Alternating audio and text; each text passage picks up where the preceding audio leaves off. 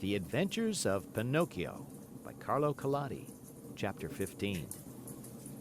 Everyone, at one time or another, has found some surprise awaiting him. Of the kind which Pinocchio had on that eventful morning of his life, there are but few. What was it? I will tell you, my dear little readers. On awakening, Pinocchio put his hand up to his head and there he found... Guess. He found that during the night, his ears had grown at least 10 full inches. You must know that the marionette, even from his birth, had very small ears, so small indeed that to the naked eye they could hardly be seen. Fancy how he felt when he noticed that overnight those two dainty organs had become as long as shoe brushes. He went in search of a mirror, but not finding any, he just filled a basin with water and looked at himself. There he saw what he never could have wished to see. His manly figure was adorned and enriched by a beautiful pair of donkey's ears. I leave you to think of the terrible grief, the shame, the despair of the poor marionette. He began to cry, to scream, to knock his head against the wall. But the more he shrieked, the longer and the more hairy grew his ears. At those piercing shrieks, a dormouse came into the room, a fat little dormouse who lived upstairs. Seeing Pinocchio so grief-stricken, she asked him anxiously, "What is the matter, dear little neighbor?" "I am sick, my little dormouse, very, very sick, and from an illness which frightens me. Do you understand how to feel the pulse?" "A little." "Feel mine then and tell me if I have a fever." The dormouse took Pinocchio's wrist between her paws, and after a few minutes looked up at him sorrowfully and said, "My friend, I am sorry, but I must give you some very sad news." "What is it?" "You have a very bad fever." "But what fever is it?" "The donkey fever." "I don't know anything about that fever," answered the marionette, beginning to understand even too well what was happening to him. "Then I will tell you all about it," said the dormouse. "Know then that, within 2 or 3 hours, you will no longer be a marionette, nor a boy." "What shall I be?" "Within 2 or 3 hours, you will become a real donkey, just like the ones that pull the fruit carts to market." "Oh, what have I done? What have I done?" cried Pinocchio, grasping his 2 long ears in his hands and pulling and tugging at them angrily, just as if they belonged to another. "My dear boy," answered the dormouse to cheer him up a bit, "why worry now? What is done cannot be undone, you know. Fate has decreed that all lazy boys who come to hate books and schools and teachers and spend all their days with toys and games must sooner or later turn into donkeys." "But is it really so?" asked the marionette, sobbing bitterly. "I am sorry to say it is, and tears are now useless. You should have thought of all this before." "But the fault is not mine. Believe me, little dormouse, the fault is all Lampwick's." "And who is this Lampwick?" "A classmate of mine. I wanted to return home. I wanted to be obedient. I wanted to study and to succeed in school. But Lampwick said to me, 'Why do you want to waste your time studying? Why do you want to go to school? Come with me to the land of toys. There we'll never study again. There we can enjoy ourselves and be happy from morn till night.'" "And why did you follow the advice of that false friend?" "Why? Because, my dear little dormouse, I am a heedless marionette, heedless and heartless. Oh, if I had only had a bit of heart, I should never have abandoned that good fairy who loved me so well and who has been so kind to me. And by this time, I should no longer be a marionette. I should have become a real boy, like all these friends of mine. Oh, if I meet Lampwick, I am going to tell him what I think of him, and more too."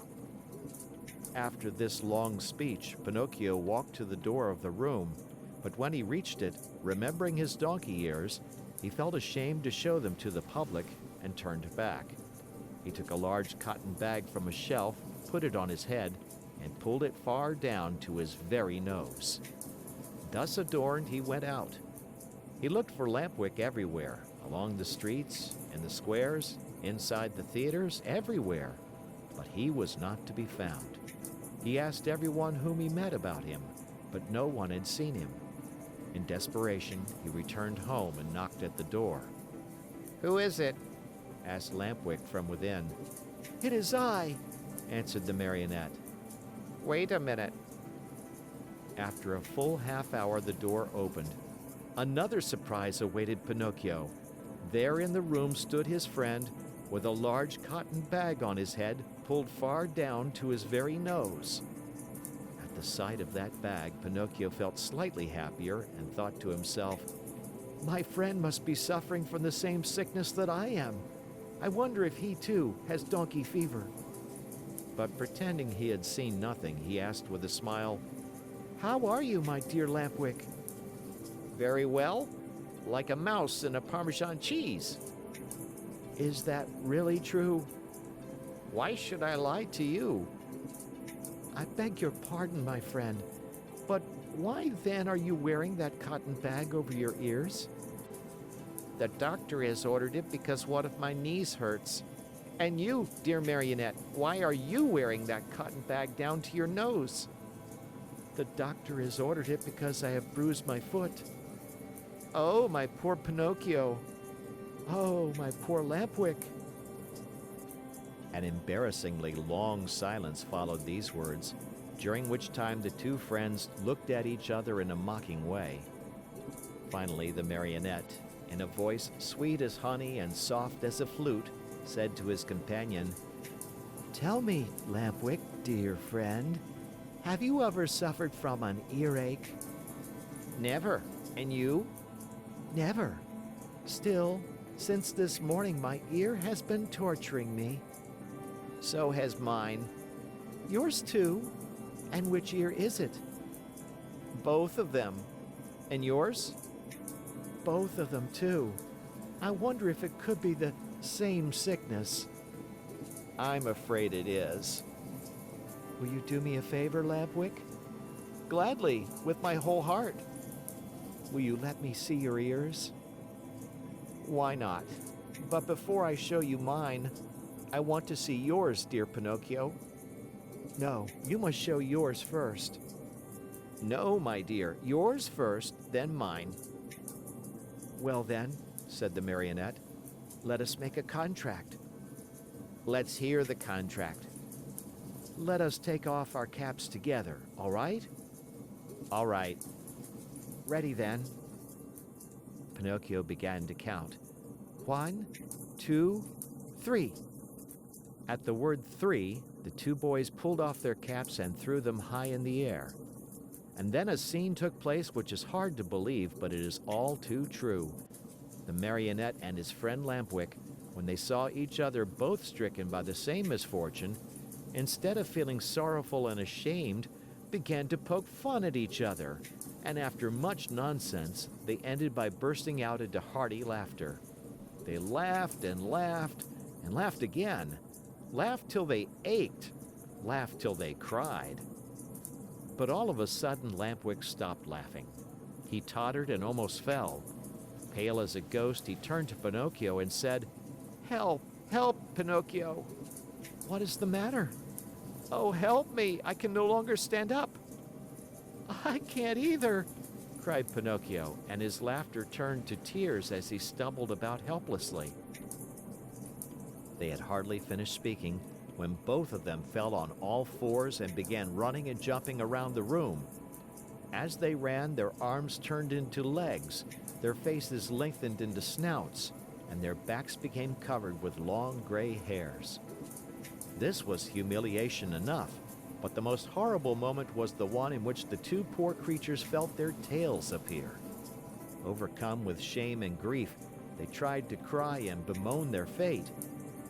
But what is done can't be undone. Instead of moans and cries, they burst forth into loud donkey brays, which sounded very much like "Honk!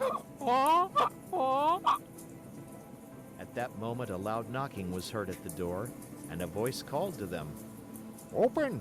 I am the little man, the driver of the wagon which brought you here. Open, I say, or beware.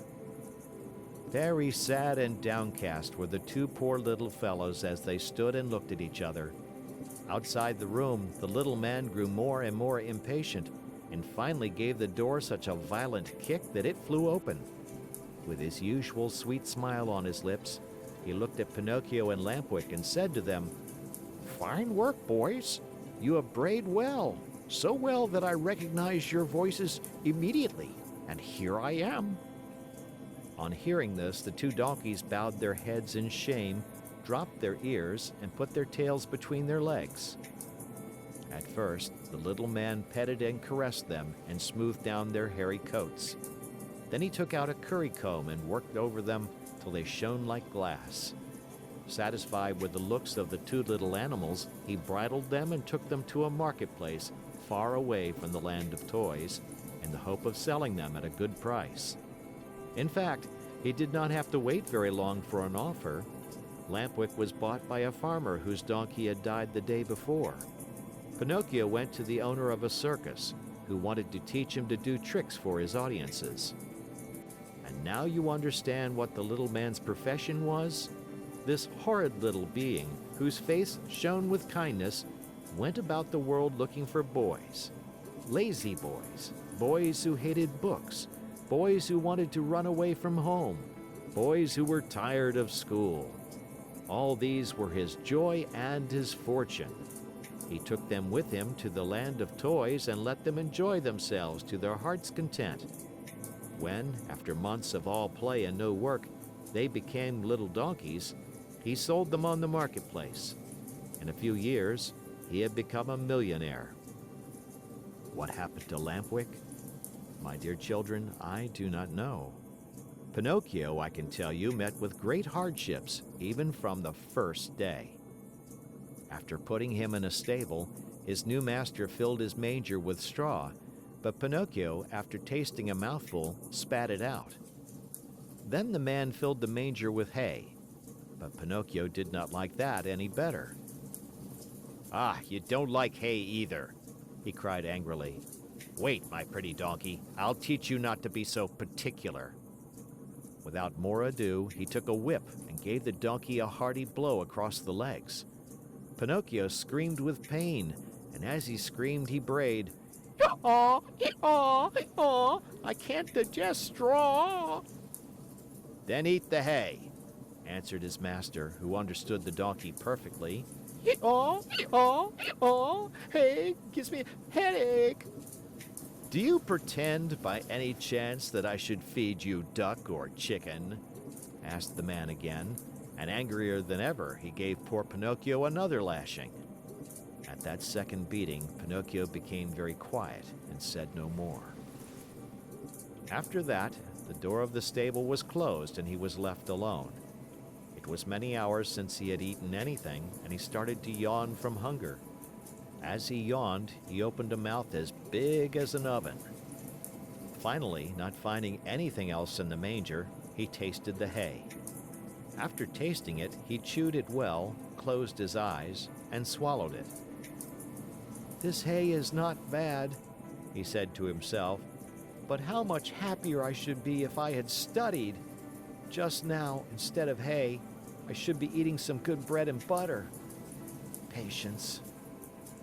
Next morning, when he awoke, Pinocchio looked in the manger for more hay, but it was all gone. He had eaten it all during the night. He tried the straw, but as he chewed away at it, he noticed to his great disappointment that it tasted neither like rice nor like macaroni. "Patience," he repeated as he chewed. "If only my misfortune might serve as a lesson to disobedient boys who refuse to study. Patience. Have patience." "Patience indeed," shouted his master just then as he came into the stable. "Do you think perhaps, my little donkey, that I have brought you here only to give you food and drink? Oh no, you are to help me earn some fine gold pieces, do you hear? Come along now, I'm going to teach you to jump and bow, to dance a waltz and a polka, and even to stand on your head." Poor Pinocchio, whether he liked it or not, had to learn all these wonderful things. But it took him 3 long months and cost him many, many lashings before he was pronounced perfect. The day came at last when Pinocchio's master was able to announce an extraordinary performance. The announcements, posted all around the town and written in large letters, read thus: "Great spectacle tonight! Leaps and exercises by the great artists and the famous horses of the company. First public appearance of the famous donkey called Pinocchio, the star of the dance. The theater will be as light as day."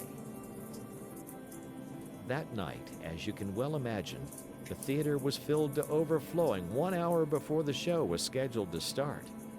Not an orchestra chair could be had, not a balcony seat, nor a gallery seat, not even for their weight in gold. The place swarmed with boys and girls of all ages and sizes, wriggling and dancing about in a fever of impatience to see the famous donkey dance.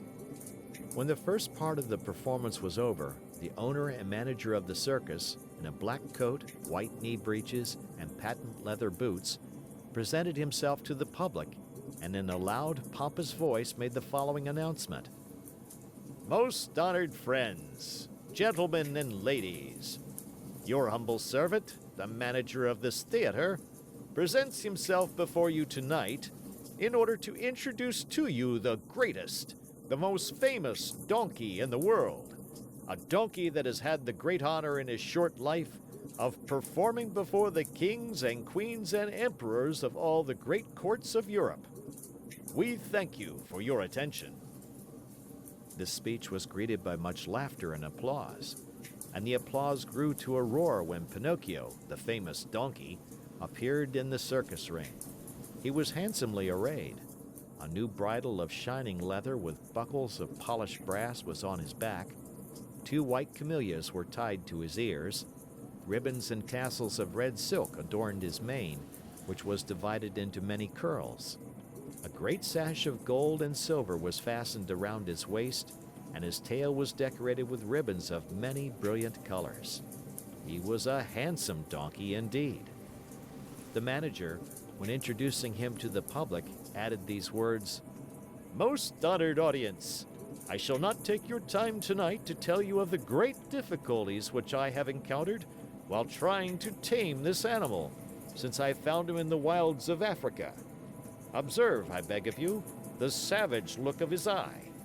All the means used by centuries of civilizations in subduing wild beasts failed in this case. I had finally to resort to the gentle language of the whip in order to bring him to my will. With all my kindness, however, I never succeeded in gaining my donkey's love. He is still today as savage as the day I found him. He still fears and hates me, but I have found in him one great redeeming feature. Do you see this little bump on his forehead? It is this bump which gives him his great talent of dancing and using his feet as nimbly as a human being. Admire him, O signori, and enjoy yourselves. I let you, now, be the judges of my success as a teacher of animals. Before I leave you, I wish to state that there will be another performance tomorrow night. If the weather threatens rain, the great spectacle will take place at 11 o'clock in the morning." The manager bowed and then turned to Pinocchio and said, "Ready, Pinocchio? Before starting your performance, salute your audience." Pinocchio obediently bent his 2 knees to the ground and remained kneeling until the manager, with the crack of the whip, cried sharply, "Walk!" The donkey lifted himself on his 4 feet and walked around the ring. A few minutes passed, and again the voice of the manager called, "Quick step!" and Pinocchio obediently changed his step. "Gallop!" And Pinocchio galloped. "Full speed!" And Pinocchio ran as fast as he could. As he ran, the master raised his arm and a pistol shot rang in the air. At the shot, the little donkey fell to the ground as if he were really dead. A shower of applause greeted the donkey as he arose to his feet. Cries and shouts and hand clappings were heard on all sides. At all that noise, Pinocchio lifted his head and raised his eyes. There in front of him, in a box, sat a beautiful woman. Around her neck she wore a long gold chain, from which hung a large medallion. On the medallion was painted the picture of a marionette. "That picture is of me! That beautiful lady is my fairy," said Pinocchio to himself, recognizing her. He felt so happy that he tried his best to cry out, "Oh, my fairy! Oh, my fairy!" But instead of words, a loud braying was heard in the theater, so loud and so long that all the spectators, men, women, and children, but especially the children, burst out laughing. Then, in order to teach the donkey that it was not good manners to bray before the public, the manager hit him on the nose with the handle of the whip. The poor little donkey stuck out a long tongue and licked his nose for a long time in an effort to take away the pain. And what was his grief when, on looking up toward the boxes, he saw that the fairy had disappeared. He felt himself fainting, his eyes filled with tears, and he wept bitterly. No one knew it, however, least of all the manager, who, cracking his whip, cried out, "Bravo, Pinocchio! Now show us how gracefully you can jump through the rings." Pinocchio tried 2 or 3 times, but each time he came near the ring, he found it more to his taste to go under it. The 4th time, at a look from his master, he leaped through it, but as he did so, his hind legs caught in the ring, and he fell to the floor in a heap. When he got up, he was lame and could hardly limp as far as the stable.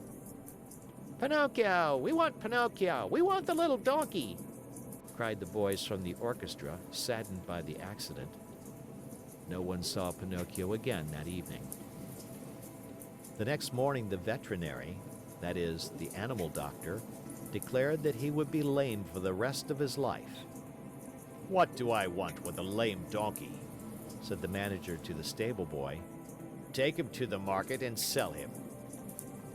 When they reached the square, a buyer was soon found. "How much do you want for that little lame donkey?" he asked. $4. "I'll give you 4 cents. Don't think I'm buying him for work. I only want his skin. It looks very tough, and I can use it to make myself a drumhead. I belong to a musical band in my village, and I need a drum." I leave it to you, my dear children, to picture to yourself the great pleasure with which Pinocchio heard that he was to become a drumhead. As soon as the buyer had paid the 4 cents, the donkey changed hands. His new owner took him to a high cliff overlooking the sea, put a stone around his neck, tied a rope to one of his hind feet, gave him a push, and threw him into the water. Pinocchio sank immediately, and his new master sat on the cliff waiting for him to drown so as to skin him and make himself a drumhead. End of chapter.